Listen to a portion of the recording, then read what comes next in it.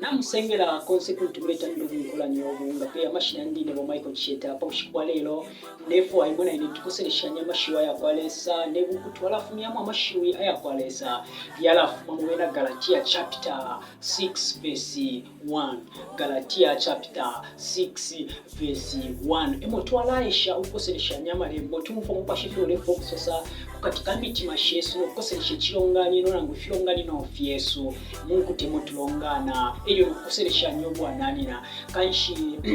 ndebe kapata okutila katwende mwabela ufwa kwalesa okuti Mungu kamashiwi ayakwalesa amashiwi muri Galatia chapter 6 verse 1 yaleso sokutila ati mweba bwananina umuntu nga asangirishiwa mu bubi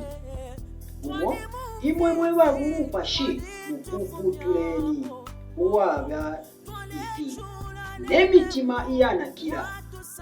ule ilolekeshawe mwine epali nobe waeshiwa kanshi ekubelenga kwa mashiwi ayakwalesa mulaka wachilembana laesha mbelengera mulaka wachingereshi muri vision ya chingereshi amashiwi yakwalesa muri Galatia chapter 6 verse 1 yaleso kutilati brothers, if anyone is caught in any transgression, you who are in spiritual should restore him in spirit of gentleness. Keep watch on yourself, lest you too be tempted. Kanshi ekwerenga kwa mashiwi muma vision ya Biblia mchibemba ina ya mchingereshi nombaga tuzoselaye ntosero ati ndefa tukoseresha ni mwana yane muri aya mashiwishe yarelanda finisha yareka byo kwa finisha katika niyo Yesu ichakubalira consolation ne Paule aya mashiwi nangu yaputawule mpicho tunonaona ngo muma mashiwi ayepi ishiwi yakubalira kuri ndeko aya chipingo muri Galatia chapter 6 chamwe neshu yako bati muri bamunine kuchingeresha ati brothers kanshi twasanga kutira ati ukalemba alelemba kubalukuta abali within brothers ababwanani na kanshi dirembo lichire focus target on abali mu kutarumo wine with the same faith abakwete chitekero chimo chine kabira abali mu kutarumo wine talulelanda pamwina fyaruno mwina Kristo nulelanda kwali pabali mu kutarumo wine abakwete chitekero chimo chine abena Kristo ichakonga pomulirire mboje twingesa roeshapo lipisho likongeremo yanda pani transgression batolanda pani transgression na ububi tulelanda pakuchite bintu byalwana na mwifiye pinkana kulilesa edo lishiwi ngakimo kusobola mo lishiwi ililera ndokwe bati in spirit ukuba mupashi umuntu uli mupashi nishituleso kwe bati ali separate ali under the influence of Holy Spirit ale tungurwa no mupashiwa mushyo ero limbishiwi mukutuka tero ningatemwa twingaloleke shapo lishiwi ililera ndokutira restore tutwalanda tukuvukumishiwa ukuchiweshe ekintu mu status kyalimu nangu mu state kyali ngokubombera elyo limbishiwi lyondekuokundwa momu lishiwi ililera ndokuba ti gentleness okunakira nangu okutekanya n'omutima wakutekanya ero limbishiwi ndekuokubula momwelo twalaishe kulechapo lishiwi ililera ndokuba ti tempted ukuba tempted kukwata desire yakuchita ekintu kimo. Now in this context ya Bible verse itwelenga which is Galatia chapter 6 verse 1 ileso sokutira ati ukuba tempted kuwila mububi nangu epani wakungo kuwila mububi nangu wakumbukira kuwila mububi nomba usinisheni tukosereshanya ya mashiwa yakwalesa Galatia chapter 6 the Galatia chapter 6 verse 1 kufika mu 1 mwene ilelanda kubabwa nani na bena Kristo bali mu kutamunga kisosa Mungu tashiyesu shingi tuwaliseka nga twamuno omuntu aba backslided twalikwata tendency iya kuseka oli omuntu okumumona kwati nalimo nanabipisha sana okumuchina ifuna tuwanisha okumuchira nanabipisha sana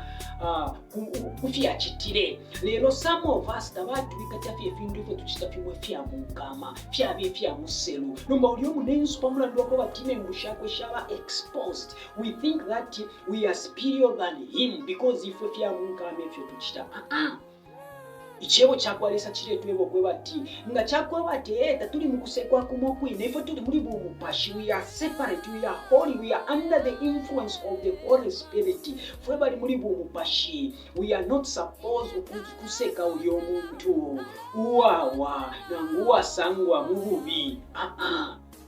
Ichipingo chakanya namba chiruishiku muchironga inonga twamufa babirisho omuntu atula n'abamukakana abamufumya kwisenge n'abamufumya shina okulingana nefironga linefo filanda okuchite excommunicate omuntu nangu omuntu nawa elio bamusalapula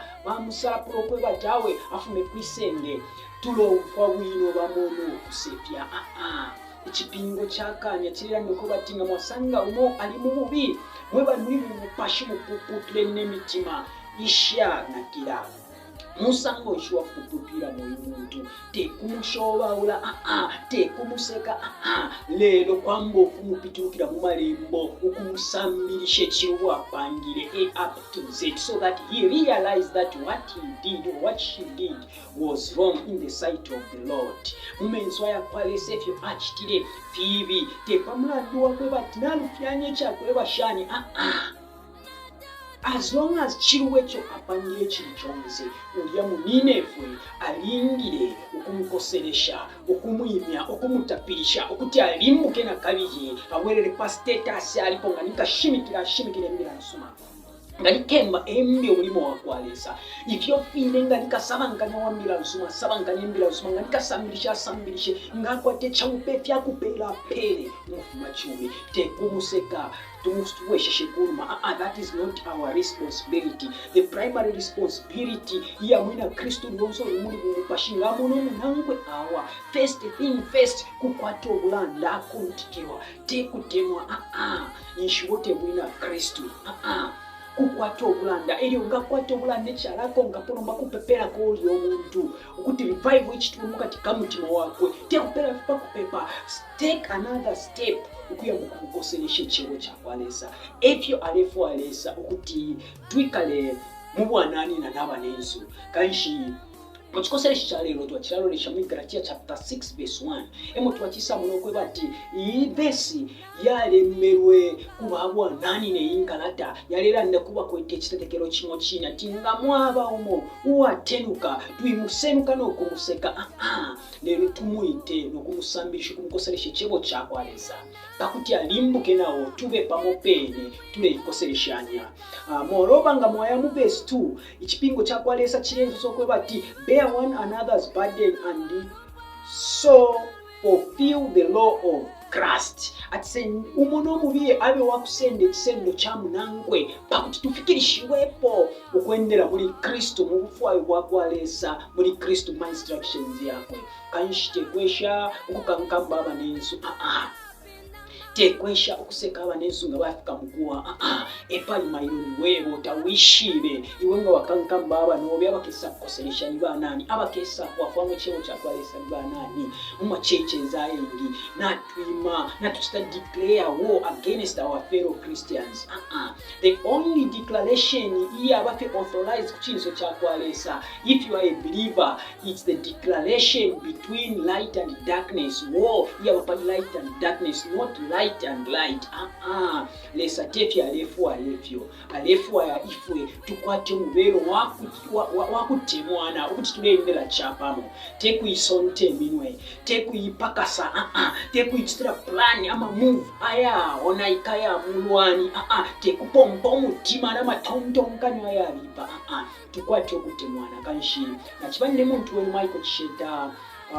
tukirakosereshanya mu irembo ya kifuma muri Galatia chapter 6 verse 1